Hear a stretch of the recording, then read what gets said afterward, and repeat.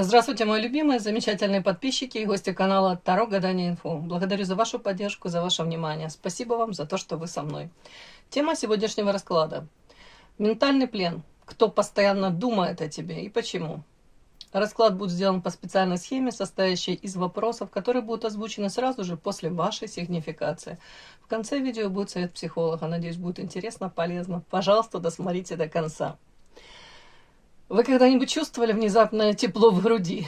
Может быть, или резкое падение концентрации, будто кто-то выдернул вас из реальности? В этот момент чьи-то мысли о вас достигли пика.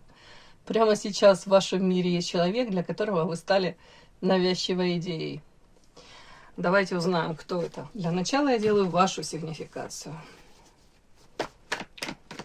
Какая девочка пришла на расклад? Ух ты.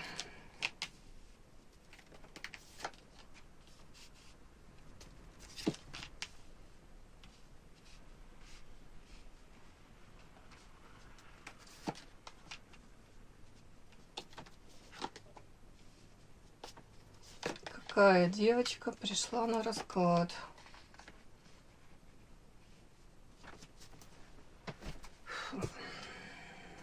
Так. Прекрасная девушка, которая сейчас старается, смотрите, по этой карте освобождения, тут прекрасная роза, да, вокруг нее был хрустальный купол. Хрустальный купол олицетворяет какие-либо ограничения. Это могут быть объективные ограничения, это могут быть какие-то ваши установки, правила, которые у вас заложены там с молоком матери. В принципе, внутренние, да, ваши психологические установки могут быть. Так вот, сейчас как будто бы разбиваются эти установки, по крайней мере, вы идете к тому, чтобы изменить свою жизнь, разрушить то, что мешает вам вот так расцвести, как эта роза. При этом показана женщина, которая в своей жизни испытала много таких эмоций, знаете, тут погранично. С одной стороны, я думаю, вы умеете любить, и для вас любовь значит очень много. Но тут был болезненный опыт. Тут женщина, которая очень хотела бы себя обезопасить в дальнейшем от этих любовных несчастий, да, если можно так сказать, предательств.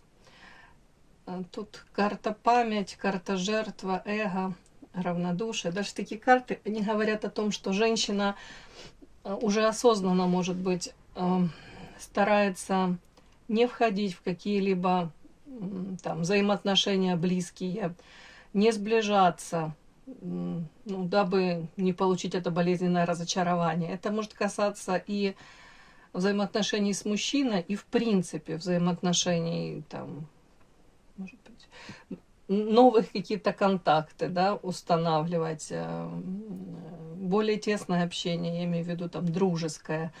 Такой как будто бы вот тут очень болезненный опыт, память, и исходя из этой памяти, вы говорите: нет, я сейчас учусь здоровому эгоизму по карте эгоизм.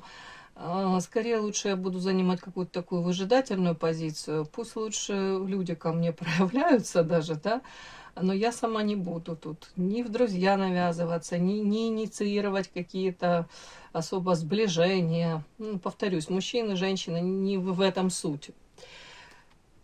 Как-то так мне идет. При этом такое ощущение, как будто бы вы говорите: кому я действительно интересна, те люди останутся, да, а если это какие-то такие будут попытки, ну, то ли манипулировать мной, то ли использовать, да, то же самое где-то, то вот каким-то своим таким поведением, особо не заинтересованным, и тем, что я, может быть, ни на какие провокации не поддаюсь, может быть, я себя обезопашу от каких-то, ну, болезненных ошибок. Какая-то такая позиция. Так, при этом, так, равнодушие. Сейчас я посмотрю, о чем это. Карта бедность, токсичный яд, в конце карта букет. О чем это? Вы переживаете.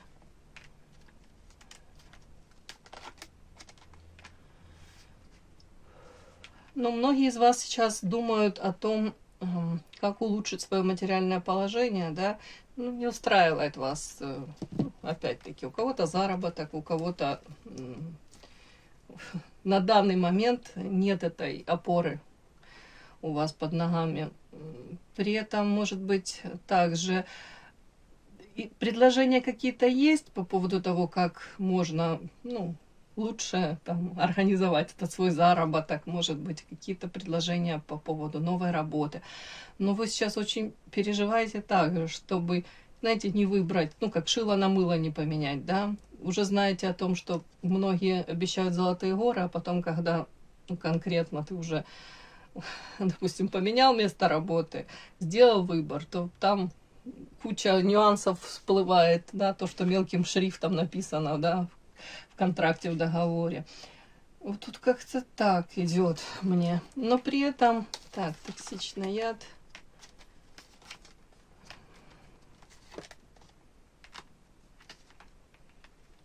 У кого-то тут, уж не знаю, токсичный яд, и вышел у меня карта медведь, мужчина, который несет за вас ответственность, вкладывается, может быть, во взаимоотношения, но этот мужчина, судя по этой карте токсично, он также может вас и останавливать от...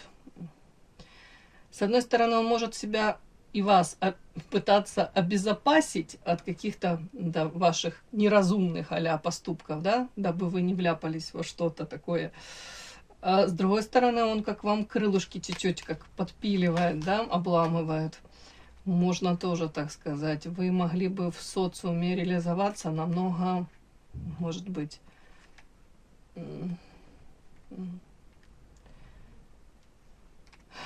уже у вас были бы какие-то достижения, если вам это нужно. Да, тут как-то так вот оно. С одной стороны, он переживает за вас, а с другой стороны, он и является отчасти этим ограничителем для вас, ограничением, если можно так сказать. Вот тут у кого-то так токсично. При этом вас показана по карте букет привлекательная женщина, которая до сих пор верит в какую-то там романтику, нежная, такая девочка у меня идет. Как будто бы вам отчасти тяжело вот в этом амплуа сейчас. Женщина, которая пытается предусмотреть, ну, опять-таки, лишний раз не сближаться с кем-то. Ну, вам в этом непросто, это не совсем ваше. Скорее всего, вы такой открытый какой-то человек, более, может быть, даже... Может быть, вам привычней быть вот какой-то такой открытой, доброжелательной, может быть, даже помощь свою предлагать. Вот как-то так мне срисовывается. Но вот этот опыт, который вы тут получили, он заставляет вас, ну, воздерживаться от каких-то проявлений таких. Знаете, сами не навязываете уже, не предлагаете свою помощь. Ну, как-то так. Или выборочно, может быть, даже. Лишний раз там думаете, боже мой, опять я кому-то что-то предложу, и спасибо мне не скажут, потом я еще виновата буду. Вот даже так может быть. Так, карта букет. О чем? Карта тупик. Ангел и демон. Ну да, как будто бы сами себя останавливаете. Карта тупик, и тут вы говорите, да не хочу я... Тут могут быть даже фразы такие, добро наказуемо, да, вот хотела самого лучшего, получается там.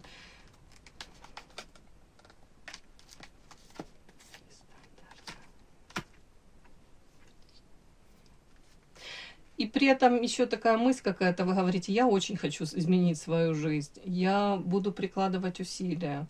Я не готова подчиняться, там, если какие-то трудности возникают, я все равно готова их преодолевать. Если не так, то по-другому.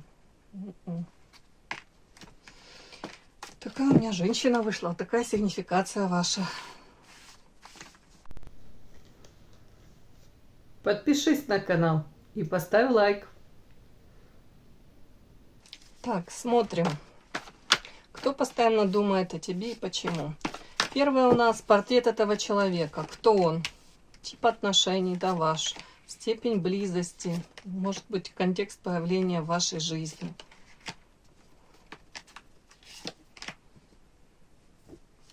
Следующее, характер этих мыслей, да? Ну, что это за мысли? Как проявляется его фиксация? Это воспоминания, какие-то, может, внутренние диалоги, о чем это? Сравнение вас с кем-то. И следующее у нас... Почему он возвращается к этому образу? Это незавершенность какая-то между вами, привязанность, стресс, я уж не знаю. И последнее, ослабнет ли это со временем или будет периодически возвращаться? Эти мысли о вас. Ой. Последняя карта. Ну, начинаем. Буду докладывать. Первое у нас портрет человека. Кто он, тип отношений, степень близости, контекст появления в твоей жизни. Ух ты, как интересно сразу. Это карма. Ух ты, это человек, с которым вы проходите эти уроки кармические. Вы для него можете быть учителем, он для вас может быть. Сейчас будем докладывать, кто он. Ну, скорее, это он ваша карма.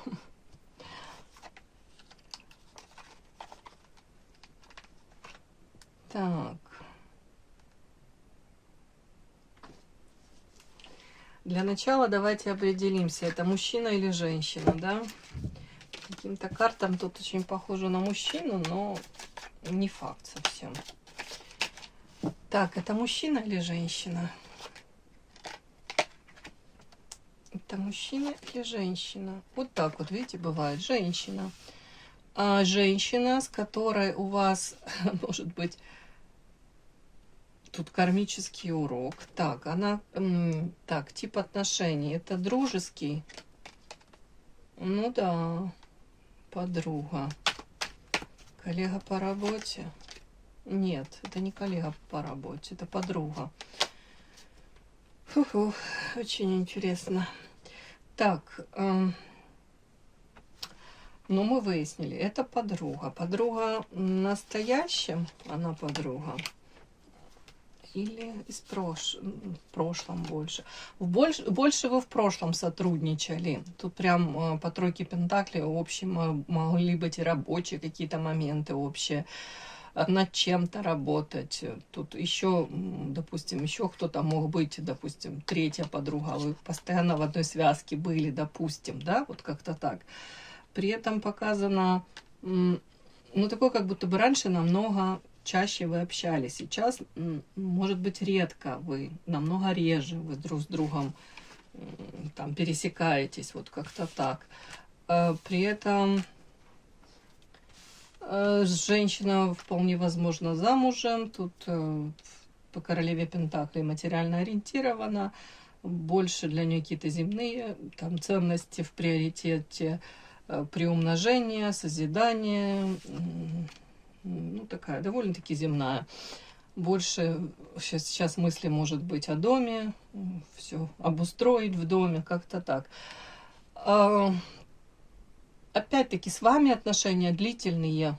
Вот мне идет такое вот, как вот тут семерка пентаклей. При этом человек может быть не в отношениях с вами, а в принципе очень долго к чему-то идет, созидает. Но результат тот, на который она там рассчитывает сейчас, она его пока не получила. Но она в процессе. Ну вот такая какая-то женщина. При этом с ней вы урок проходите. Сейчас я уточню, чего урок касается, да.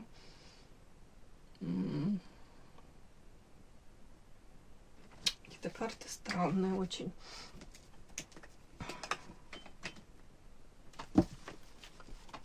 Это кто он? Он типа отношений. Сейчас между вами, тут карта преграда, это как будто бы, ну, с одной стороны, это может быть расстояние преграда, с другой стороны, каждый пошел своей дорогой, у каждого свои там планы, цели, да, то есть ваши пути как бы расходятся. Но это, ну, не выходят карты такие, как там ссоры, там, то есть это может быть ну, не ярко выраженная, даже там ссора, недопонимание какое-то, просто как будто бы люди расходятся, каждый своей дорогой идет. Но при этом номинально, да, как говорится, вы считаетесь подругами. При этом вполне возможно даже мы на нее смотрим, она какое-то как представление перед вами разыгрывает. Смысл этого представления максимально скрыть. Тут у нее в жизни тут происходят какие-то, ну, я так вижу, тут карта агрессия, нерешительность. Может быть, какие-то у нее там не особо такие какие-то хорошие дела в жизни происходят. И при этом она вот максимально это хотела бы скрыть. Ну, если делать акцент, ну, то на чем-то хорошем, в том, что в ее жизни происходит. А вот негатив какой-то она хотела бы закамуфлировать. Ну, что-то такое мне идет. Так. При этом она сама по себе сейчас, вот, может быть, даже общение с вами, и, может быть, прорываться какие-то, ну, вот карта агрессор, все-таки на нее тоже я могу это считать. Какие-то такие колкие замечания, знаете, какие-то такие слова. И вы как будто пообщаетесь, и у вас пропадает желание дальше с ней особо там сближаться, диалог какой-то выстраивать. При этом она может что-то сказать и тут же как назад, да, сдать, потому что она, ну, понимаешь, может, перегнула палку. Потому может сама проявиться, а у вас уже есть осознание того, что ну, я особо и не хочу как будто бы с ней сближаться, потому что что-то как-то она токсичненькая. Вот тут такое идет прям. И вполне возможно у нее сейчас в жизни вот эти преграды. Какие-то трудности в ее жизни, преграды, и она пытается это как-то преодолевать, но при этом, если с вами она там как-то коммуницирует, то вам дискомфортно от этого. Если раньше, допустим, было все классно, то сейчас или вы не замечали раньше каких-то, ну, знаете, в свою сторону каких-то там замечаний, там уже, не знаю, подколочек. Ну, я пример привожу. То сейчас вас как-то это начало, ну, коробить, вам неприятно это, и вы это замечаете. Или человек на самом деле меняется под воздействием тут каких-то трудностей в жизни у нее. Угу. Так, давайте посмотрим. Карма — это урок какой-то с ней у вас, да?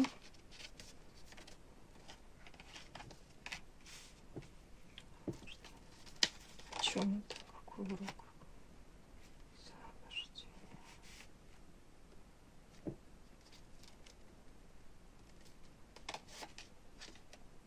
О чем у вас с ней?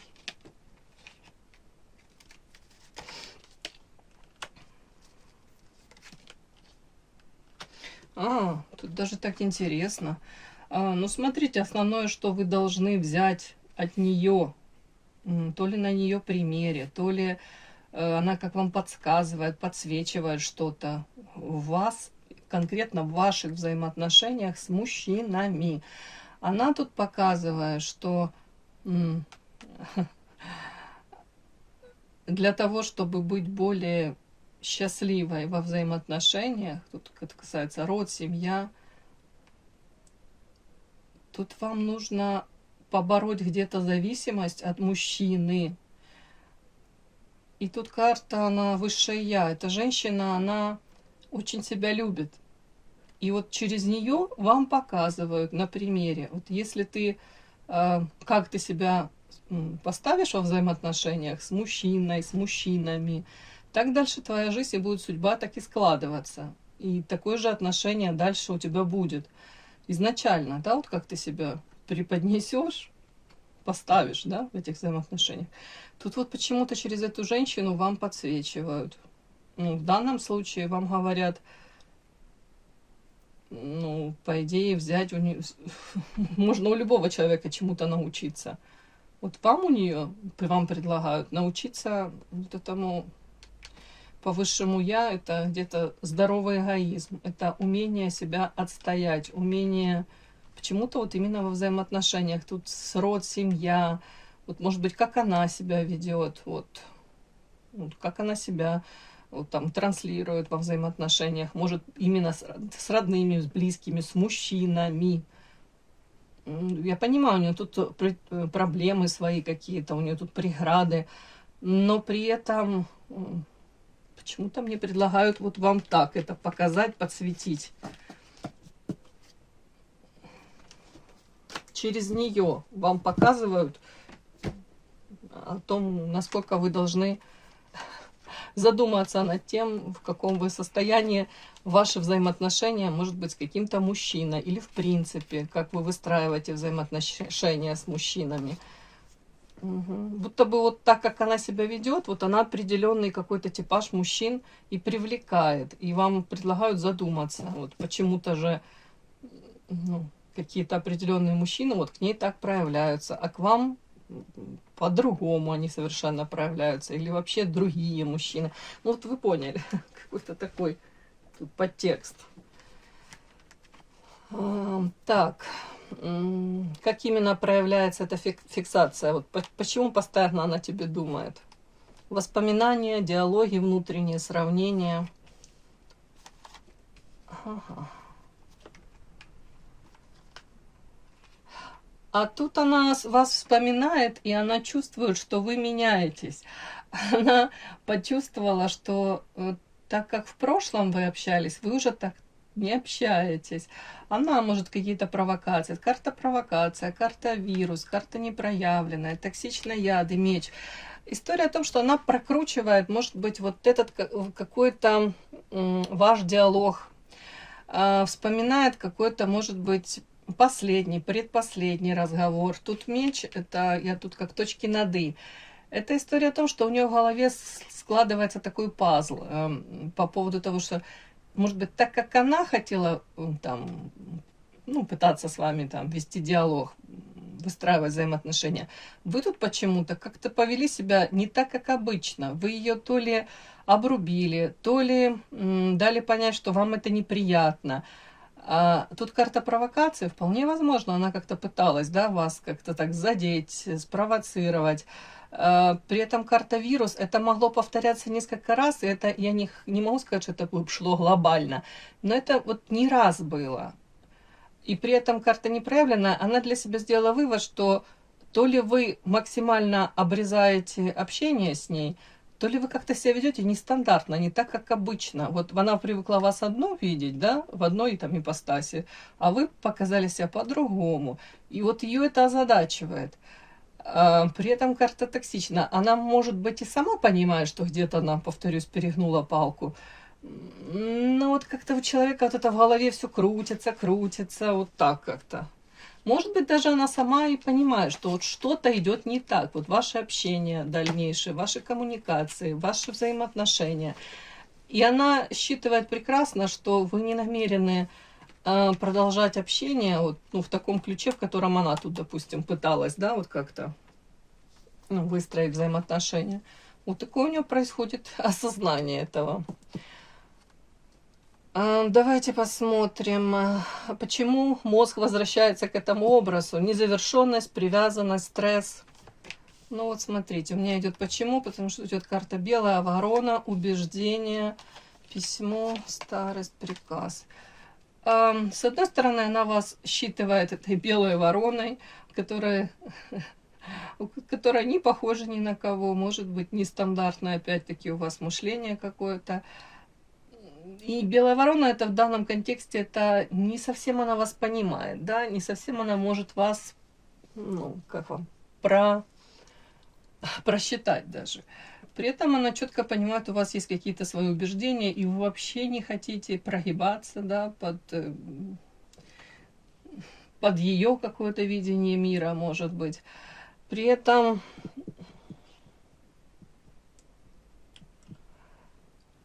ну, понятно, незавершенность может быть разговора. Тут карта письмо, старость, приказ. С одной стороны, я вижу, вот ей хотелось бы, понятно, чтобы общение шло по ее правилам. Как-то вот как она это видит, вот так вот. При этом она видит с вашей стороны такое, как спокойное сопротивление. А при этом вот эти карты, вот я могу считать, это, знаете, если вы все равно друг друга очень долго знаете, она не особо готова принимать ваши какие-то изменения. У нее как вот диссонанс. Она помнит вас одну, и для нее неприятное открытие это то, какой вы стали сейчас, который, ну, становитесь сейчас, вот так как-то. Вот это ее напрягает, вот. Стресс, скорее, стресс от этого.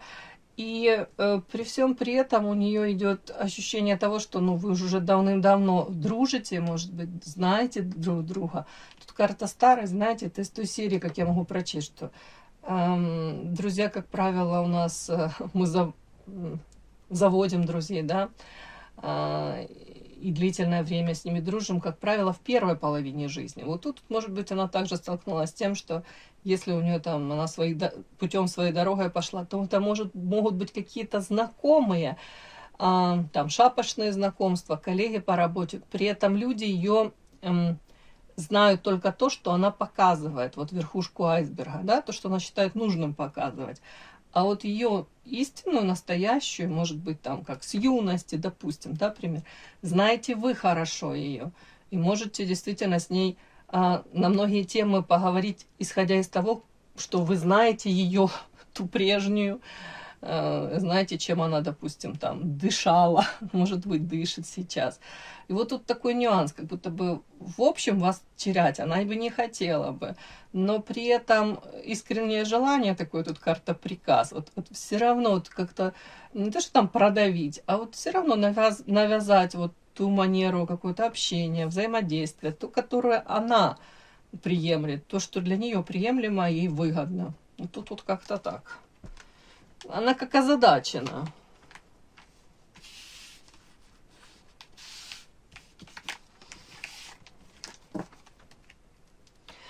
И последнее, ослаблет ли со временем вот этот вот мыслительный этот процесс о вас, потому что тут идет постоянно, думает человек о вас, пытается сопоставить, наверное, свои какие-то эмоции от общения с вами, как-то это все так вот разложить по полочкам и для себя разобраться просто. Подозреваю, что там были попытки как-то там раз вас спровоцировать, задеть, два, но вы потом то ли вообще устранились от общения, то ли как-то это все так, знаете, дали отпор. Поэтому ей дискомфортно. Она до конца таки не понимает, что с вами происходит.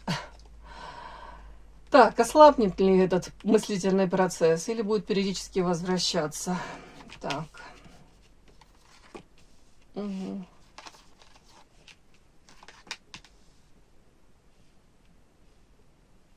Ну, показано. Вы будете, может быть, от нее отдаляться по карте «Одинокий волк».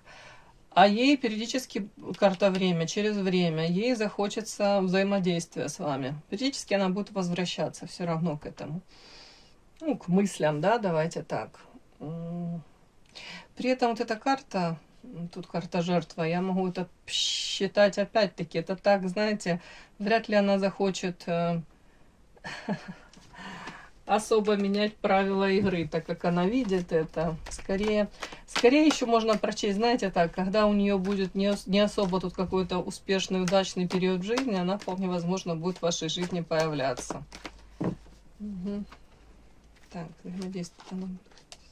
Но опять у меня выходит взаимодействие с ней, это карта карма. Это для вас урок. С одной стороны, это вот по этим же уже картам идет, это вас призывают отстаивать себя, свою точку зрения, свое видение своей жизни, да, не давать себя в обиду, где-то пресекать эти попытки, я уже не знаю, там, подтрунивать как-то, да, типа по-дружески, но при этом это можно считать как какое-то обесценивание.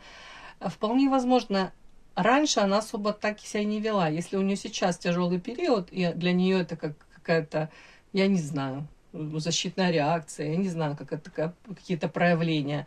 Но вам не стоит на это закрывать глаза. А с другой стороны, вам, я уже там раньше, карта карма, через нее, через ее поведение вам подсвечивают вот там выбор мужчин, какие мужчины каких мужчин вы можете привлечь одним своим поведением, да, вот своим, допустим, самодостаточным, спокойным, вы знаете себе цену. Вот одни мужчины будут приходить к вам, и другое дело на другую энергетику, да, когда вы транслируете, что вы нуждаетесь в чьей-то опеке, в поддержке, если это прям на первом месте, вот вы это показываете, я в этом нуждаюсь, то совершенно другие будут мужчины приходить. Может быть, тут даже эта женщина какой-то такой типаж больше, тут она не сколько романтична, нет, тут она может быть типа а-ля архетип бизнес-леди, да, такой, там, руководитель, женщина, которая там ставит перед собой цели и идет к этим целям. Угу. Что-то такое.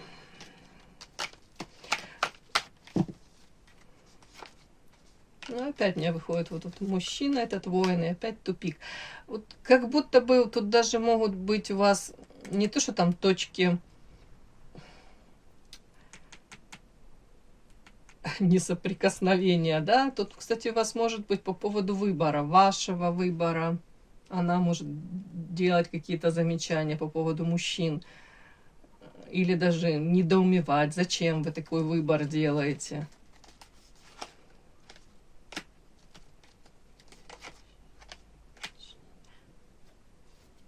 Но при этом так интересно, вы можете раз за разом выбирать опять-таки, вот с одних отношений вы выходите, карта очищения, а потом находите мужчину, вроде бы он другой, да, но потом со временем опять получается, вы выбираете мужчину, который, ну, может вести себя тиранично, деспотично.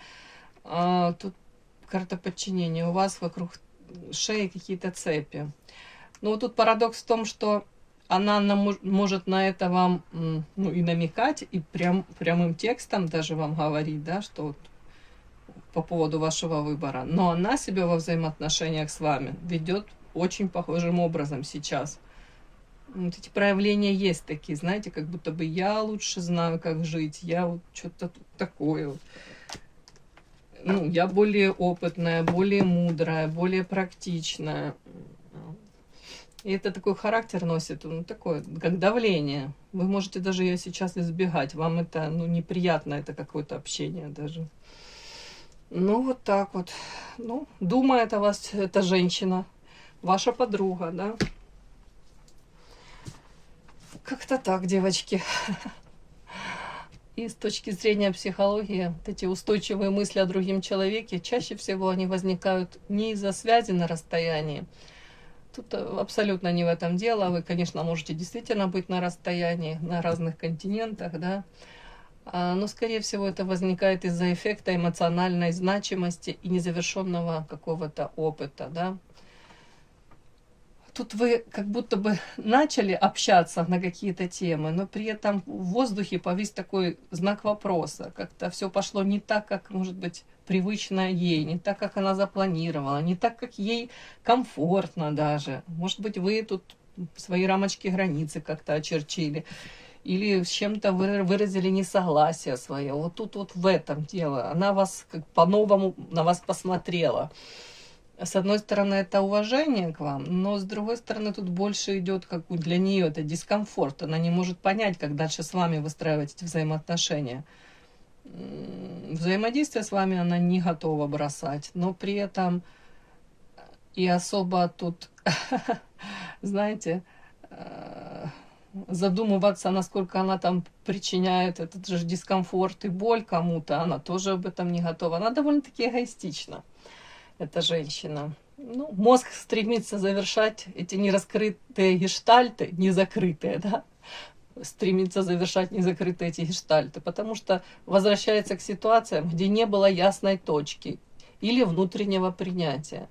Вот у вас не было этой точки, и принятия с ее стороны точно нет. Ну и вы также заявили, да, напрямую или косвенно, что, ну, я не принимаю таких разговоров и такой тон какой-то. Ну и такие циклы мышления, они усиливаются при эмоциональной вовлеченности, противоречивых чувствах или редком контакте. А я думаю, у вас контакт становится реже. Вот.